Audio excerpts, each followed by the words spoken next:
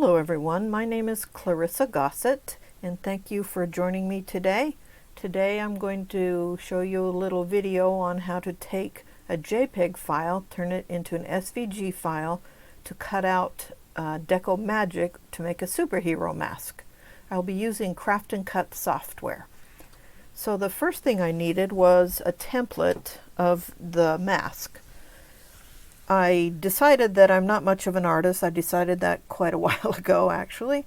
And I decided that I better just find somebody who already had made a template. So I went to the good old internet. And I get a lot of ideas from Pinterest. So let's go to Pinterest. If you have not been there, it's a fun place to go. You could stay there all day. Let's go to Pinterest here. And in the search bar, I type superhero mask template. And make sure to type in superhero mask template, because if you just click in mask template, you'll get a lot of pattern ideas for how to make the masks everybody is currently making, but we want a superhero mask. So click there. And look at all the ideas. Look at all the different templates we have. Lots of different ways to cut out that mask. I went and thought to myself, I just want something basic, nothing too fancy. Scrolling down and looking, lots of ideas. About down here somewhere, past Wonder Woman. Let's see, where was it? Did I miss it? I might have missed it. Let's go back up. Well, anyway, I have given you as part of this project the JPEG artwork to make this mask. I'm not seeing it. Oh, there it is, right here. Okay, there's what I chose. I chose this mask here. And we're going to right click and save image as. And we'll find a place to save our image. We're going to save it on the desktop, and we're going to call it mask 1.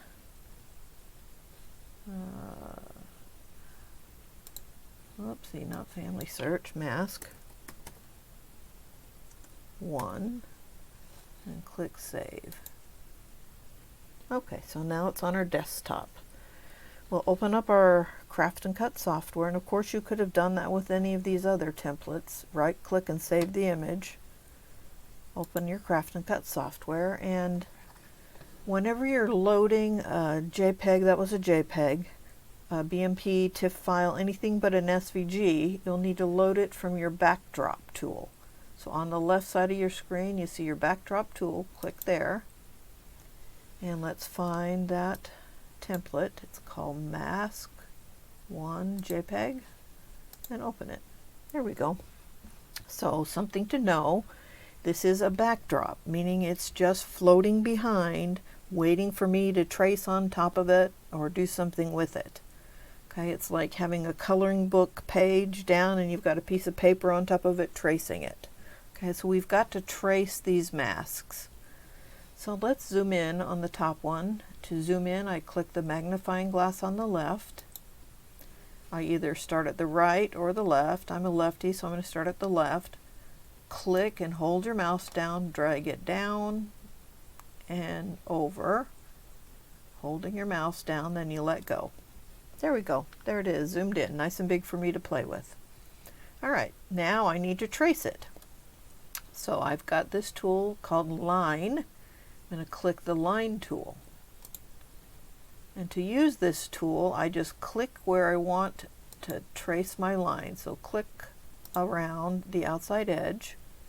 And when I want to curve, I click one past where I want the curve. If you'll notice, you see this straight line here. I want that curved, but I'm going to click one past it, hold my control key down, and it will curve one click before, or did you see it curve? So it curves the area behind where you're clicking. So let's kind of make this dramatic here. You'll see it curve behind. We can move that later. You see how straight this is? When I click here, it's going to curve that behind.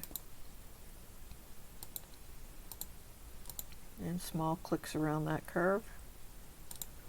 And let's finish this out.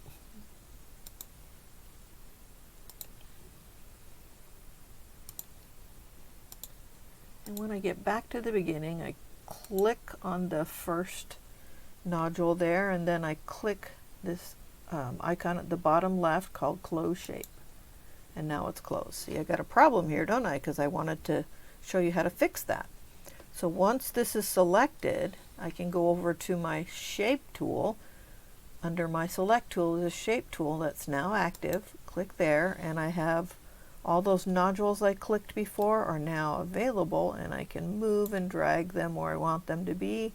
I need another little point here to drag this, so I right click, add a point, and drag that over. There we go. Beautiful. Looks good. And maybe a few points here. If you want it to be exact, click and add a point there. Maybe drag that over a bit. That looks good. All right. So let's select it again. And it is outlined. If you want to take the background away, click this icon at the bottom called Backdrop. Show or hide the backdrop, and there we go. It takes the backdrop away. Okay, we still need to do the eye, so let's bring the backdrop back by clicking again and use our line tool, and let's click around the eye. Holding Control on the keyboard,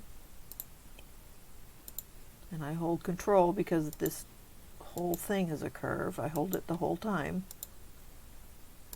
When I get back to the beginning, I click that first nodule, and then I click Close Shape, and there we go. Now I could click around this eye again, but let's just copy what I did, paste it, and hover over it until I get the hand. Then I can drag that over here. Beautiful. Now let's take the backdrop away and see what we have. Good. All right, we could fix a few things. It's a little jiggity-jaggedy over here. So we could select it, and maybe this eye isn't exactly the shape I want. So we can click our Shape tool and move some nodules around if I choose. Or I can right click and smooth any of those nodules. And let's click down here and maybe right click and smooth this out. Right click and smooth this out.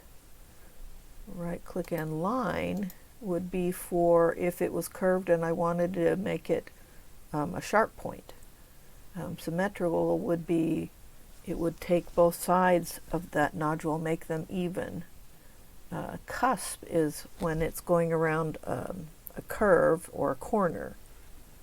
All right, so let's click on that. That's good. And of course I could delete this. Whoops. And delete it and bring my artwork back so I can know where to paste it. So copy and paste this one that we fixed. And whoop, you gotta select it. You gotta wait for the hand and paste it over here. There we go. I don't think I copied it. Did I? Oh, I did. Okay, good. All right, so now what I need to do is select the entire object. I can do Control A on my keyboard and that will select it all, or I can go over here to the sequence view and click all items. Either way will work. And I need to change the size. So that's secret code word is transform. I click this arrow to the right to get the transform tab, and I want this mask to be about 7 inches wide. And I want to maintain my aspect ratio, meaning it will do it proportionately. Change that to 7 and apply. Now you notice my backdrop is not the same as my artwork, because that's how I changed the size. So we've got all items selected. Let's copy it. And let's get a new page. Let's paste it into our new page. There we are. Beautiful. Ready for us to cut. So we'll click File, Save to Cut. This is amazing. Save to Cut. I am no digital cutter genius, and I didn't know all the settings I needed to set for my cutter. So the Save to Cut helps me know what settings I need for my digital cutter. So I'm going to click down here, and I'm going to click that I'm going to cut this out of Decomagic Heavy. I'm going to click Next, and here is the beauty. Ta-da! It tells me everything I need to do for Decomagic Heavy. I need to use my deep blade. My blade depth needs to be 7.5, cut speed 1, blade pressure 7, and number of passes 1. I also have an application video that will take me to YouTube on how to apply the Decomagic. And then there's a link that links back to R&K to tell you all about the things you can do with Decomagic. So click Finish. I can save it. I can save it as an FCM file or an SVG file. My cutter will take both. I like SVG. I name it. We're going to name it Mask 1 and click Save. Another thing comes up. This is a paper I can print, which is awesome. I print and I get those instructions printed, and I get a full-size template of the item I will be cutting. We're not going to print that today, of course, so we'll click Close. Ta-da! Now, the other thing I need to do is I need to make a cut file for the felt. This is for the Decomagic. So the cut file, I didn't want the Decomagic poking out under the felt, so the felt I needed to cut just slightly larger than the Decomagic. So I select the parts of the mask, click the outside, and actually let's bring our, let's copy this and paste one. And let's change the color of the artwork on the pasted one to red so we can see the difference. Okay, and let's select the pasted one, the outline of the pasted one, and let's change its size. Let's drag it. Let's click on one of these corners here. When you get the double arrow, you can drag it so it's larger. And let's center it. Whoops. Select it and center it over the blue mask. And you can see that I need to do a little adjusting. Down on the nose piece here, it's not much larger, is it? Let's drag it up a bit. Whoop, drag it up a bit. Kind of center it. There we go. So let's zoom in on that area. Select the magnifying glass and let's zoom in on this bottom area here. All this needs to be larger. And let's click our shape tool. And let's drag these nodules to make this larger.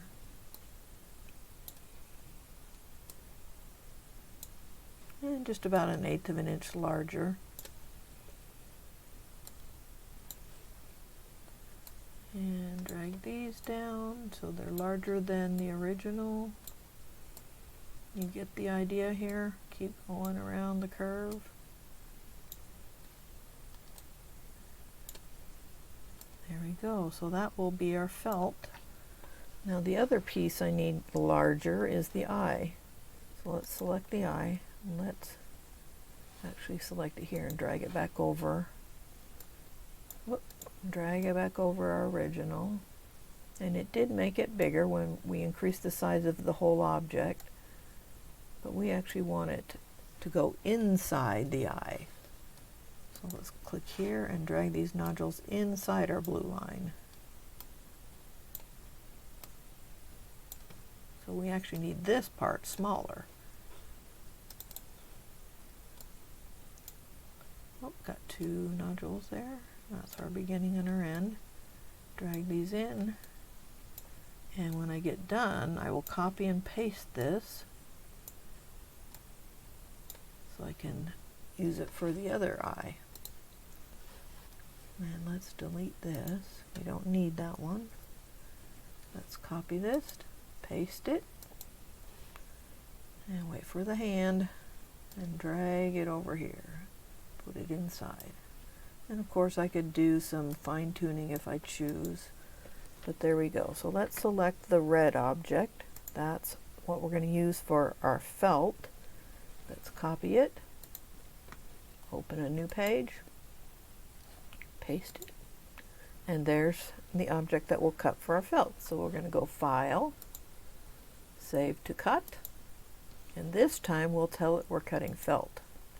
Wool blend felt. And the secret is it needs to be a wool blend felt, not the acrylic felt. Because we're going to be ironing the Deco-Magic to the felt, and you cannot get enough heat on acrylic felt before it melts to adhere the Deco-Magic to the felt. And you can't cut acrylic felt either, it's just too soft. So we're going to click Wool Blend Felt, click Next, and there's all the settings I need to cut my felt. Here's an application video, here's information, click Finish, and save it as an SVG file and name it Mask Felt. Oh, can't spell felt. And click Save. There we go. And there's the template we could print with those instructions on it. We'll close that. And there we go. There you have it. So I would go back to my beginning mask, zoom back out, and then we would do the same technique on this bottom one. Alrighty, so there you go. That's how we took a JPEG, turned it into two separate files, one for the Deco-Magic, one for felt, cut them with our digital cutter, and the instructions on how to put it together are all written in this project. Thank you so much for joining me, and have fun using your digital cutter. Thank you.